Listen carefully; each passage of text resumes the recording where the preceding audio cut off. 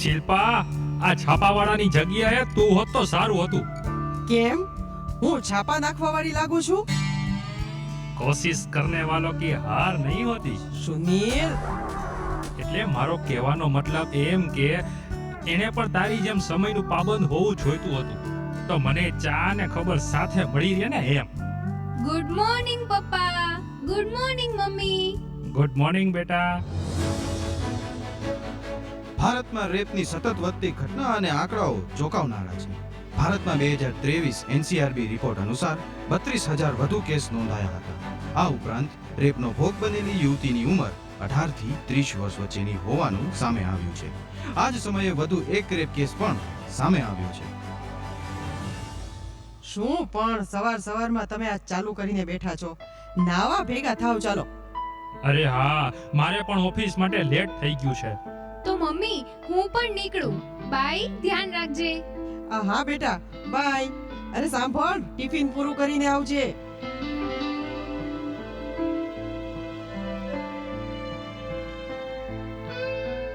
सैया छेड़ देवे ननद चुटकी लेवे ससुराल गेंदा फूल. આ સુહાનાને ખબર નહીં પડતી હોય કે ઈશાન જેવો પતિ તેને ક્યારેય નહીં મળે, ને ઉપરથી આ સેલજાની સાસુ.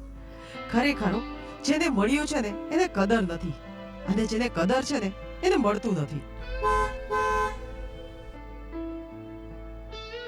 લે, તું આવી ગઈ? ક્યારે આવી? જ્યારે તું જીવનની શીખ આપતી હતી ને ત્યારે. લે, તે સાંભળી લીધું?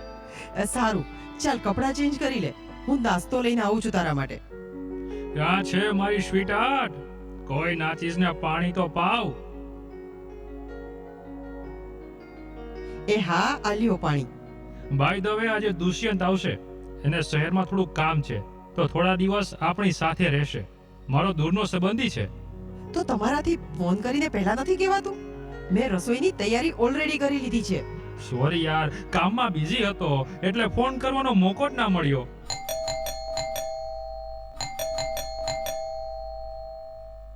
સારું, હું જોઉં છું, તું રસોઈની તૈયારી કરી લે. એ આવું છું, હવે દરવાજો તોડશો કે શું? અરે દુષ્યંત, હમણાં તારી જ વાત થતી હતી, તું 100 વર્ષનો થાઈશ. કોણ આવ્યું છે? આટલો અવાજ ને રસોઈ. ક્યાં મહેમાન માટે પકવાન બની રહ્યા છે? Naira, meet mister Dushyant. કદાચ તું નહીં ઓળખતી હોય, પણ મારો દૂરનો ભાઈ અને તારા અંકલ છે.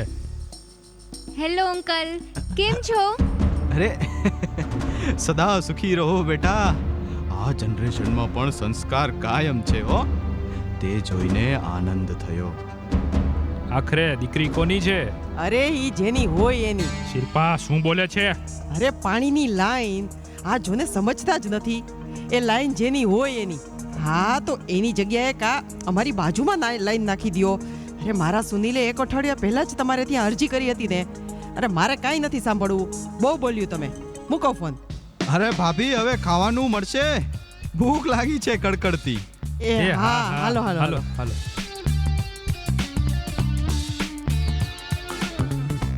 શિલ્પા સાંભળ, આણંદવાળા માસીની તબિયત બહુ ખરાબ છે, તો કાલે ત્યાં જવું જોશે. અને મેં 1 દિવસની રજા ઓફિસમાંથી લઈ લીધી છે. પણ સુનીલ, નાયરા અને દુષ્યંતભાઈ? ભાભી, ચિંતા ન કરો. તમે સવારનો નાસ્તો બનાવી જતા રહેજો. બાકીના સમયનું જમવાનું હોટલેથી મંગાવી લઈશું. Thank you Dushyantbhai. તમે આવી ગયા ને, હવે નાયરાની જરાય ચિંતા નહીં રહે. પણ મમ્મી. તો ફાઇનલ થઈ ગયું કે કાલે સવારે આપણે નીકળી જશું. દુષ્યંતભાઈ, ભાખરી આપું? અરે નાના ભાભી, થેન્ક્સ. મારું પતી ગયું. મારું પણ. એ દુષ્યંત, ચાલને અને પેલા બાબુ બાટલીવાળાની સોડા પીવડાવવા લઈ જાવ. એટલે એમની દુકાન હજી છે? હાસ તો. ચાલ. શિલ્પા, તારે કઈ લઈ આવવું છે? ના ના, મારે કંઈ નથી પીવું. નાયરા, તારે? ના પપ્પા.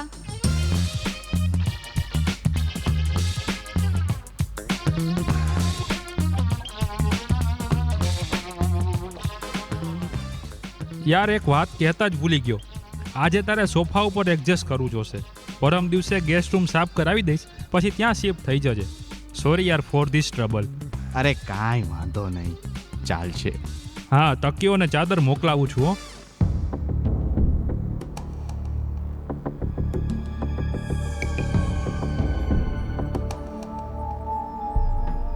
વાહ દુષ્યંત, ખરેખર તું પણ નસીબ સાથે લઈને આવ્યો છે આ શહેરમાં. આટલી કોમળ કાયા અને સુંદરતાનો સાગર, અને ઉપરથી તું તો જન્મો જન્મનો પ્યાસી. વાહ ઉપરવાળા વાહ, તારી કૃપાનો જવાબ નહીં. હવે બસ કાલના દિવસની રાહ છે.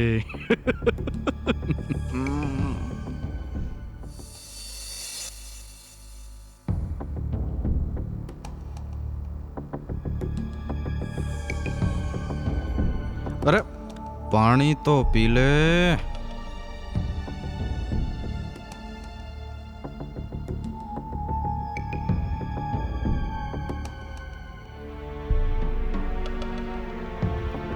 લે નાયરા, આવી ગઈ તું? આવ બેસ.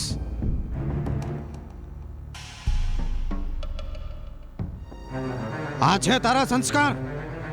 મોટાઓને આ રીતે તિરસ્કાર? સંસ્કાર એ તો તમે ગુમાવી બેઠા છો મિસ્ટર દુષ્યંત. પોતાના ભાઈની દીકરી અને તમારી દીકરી સમાન વ્યક્તિ પર નજર બગાડીને સંસ્કારની વાત કરો છો. તમારી બહેનને પણ આ જ નજરે જોવો છો કે શું? Naira, don't cross your limits. પહેલા તો મેં તારા પર મારી નજર બગાડી છે, અને હવે બીજો વારો તારા દેહનો છે. Don't touch me. છોડી દો મને, છોડી દો. અરે એમ કેમ છોડી દઉં તને? છોડી દો, છોડી દો. ટચ કરવા તો આવ્યો છું.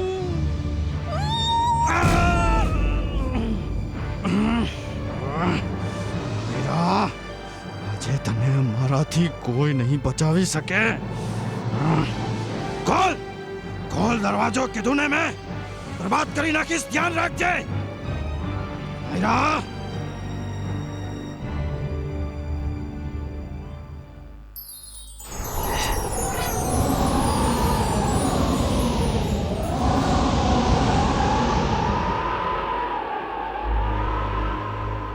નાયરા, કોણ? 5 પાંડવનું ગૌરવ, રાજા દ્રુપદની પુત્રી, કૃષ્ણની સખા અને યજ્ઞની અગ્નિમાંથી ઉત્પન્ન થયેલી યજ્ઞશયની, એટલે કે હું દ્રૌપદી. દ્રૌપદી? હા. મને આ રાક્ષસથી બચાવી લો પ્લીઝ. ભરી સભામાં જ્યારે હું વસ્ત્રહીન થતી મારી જાતને નથી બચાવી શકી, તો નાયરા તને કઈ રીતે બચાવી શકું? તો પછી આસપાસના પાડોશીઓ જ મને બચાવી શકશે. પણ ક્યાં સુધી બચાવશે તને તારા પાડોશીઓ? મતલબ? ન્યાયના પ્રતીક ન્યાયપ્રિય યુધિષ્ઠિર, 1000 હાથીની તાકાત ધરાવતા ભીમ, પોતાની પ્રત્યંચાના ખનકારથી આકાશ ધ્રુજાવનારા અર્જુન, આ ઉપરાંત નકુલ અને સહદેવ જેવા પાંડવો જ્યારે મને બચાવી ન શક્યા, ત્યારે આ પાડોશીઓની શી વિસાવતા? તો મારા પપ્પા અને મમ્મીને કોલ કરું? ભીષ્મ પિતામાં મારા પિતા સમાન હતા. એ સભાનો ત્યાં જ વિનાશ કરવાની તાકાત ધરાવતા હતા, છતાં એ પહોંચી ન શક્યા. તને લાગે છે કે તારા પિતા અહીં પહોંચી શકશે? તો પછી કોણ? કોણ બનશે મારો કૃષ્ણ? કાનૂન. હા, એ તો છે જ ને. એ જરૂર મારું રક્ષણ કરશે. કેમ ભૂલી ગઈ નાયરા એ નિર્ભયા અને બિલ્કેશ બાનોના કેસને, જેને ન્યાય મળતા વર્ષો લાગ્યા હતા? તો પછી કોણ? ક્યાં જાઉં? શું કરું? નથી કોઈ કૃષ્ણ મારા ચીર પૂરવા? આમાંથી કોઈ પણ નહીં? ના, કોઈ પણ નહીં. આ લોકો તો મીણબત્તીના પ્રકાશમાં ન્યાય ગોતે છે, એમાં આમનું કામ નહીં.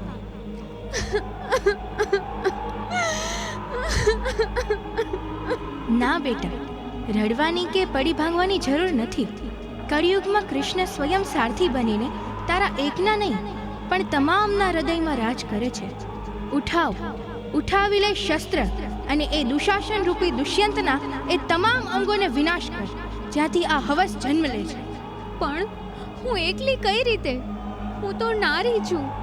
આ પાંગડી માનસિકતા તને સમાજે આપેલી છે. બાકી જે પ્રસૂતિની પીડાને સહન કરી યુગ પુરુષને જન્મ આપી શકે તે નારી છે તું. એનો મતલબ કે હું નારી નથી, પરંતુ હું નારી છું.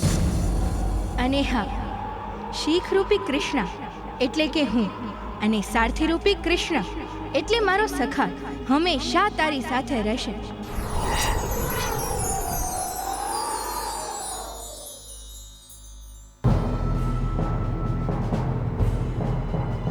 ક્યાં ગયા નાયરા?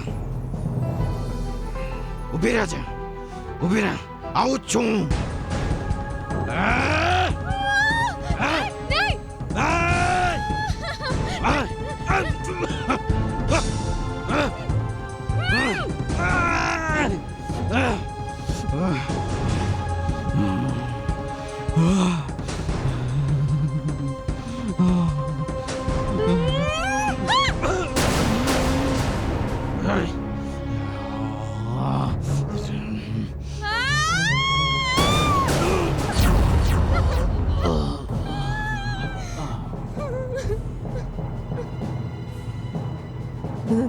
નૈરા, નૈરા, નૈરા, આ શું છે?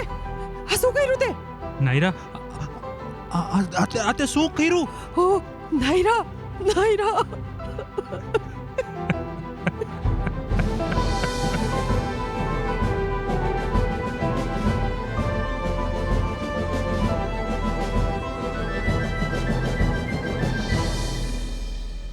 હા, આ કાયા તો કાચી માટીનો કટકો, પણ લોકોએ જે ઇજ્જત મૂકી રાખી છે અંગોમાં એનું શું? અને અંતે તો એ વાક તો એ કુમળી કાયાનો જ, કે કદાચ પૂરતા અંગ ઢકાય એવા વસ્ત્ર નહીં પહેર્યા હોય. એક વસવસો કાયમનો. આ એક પુરુષ કે જે હવે તો હયાત નથી જ, ને એનો વધ પણ મેં જ કર્યો છે, અને છતાંય એ જ પુરુષે સમગ્ર પુરુષ જાત પ્રત્યે મારી અંદર બીક અને ઘિન્ન ભાવનાઓ ભરી દીધી.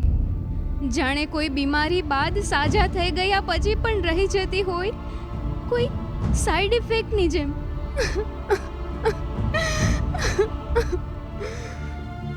હા, પણ હવે એક પ્રશ્ન તમને, કે જો તમારું સંતાન કે તમે પોતે મારી જગ્યાએ હોત તો શું કરત?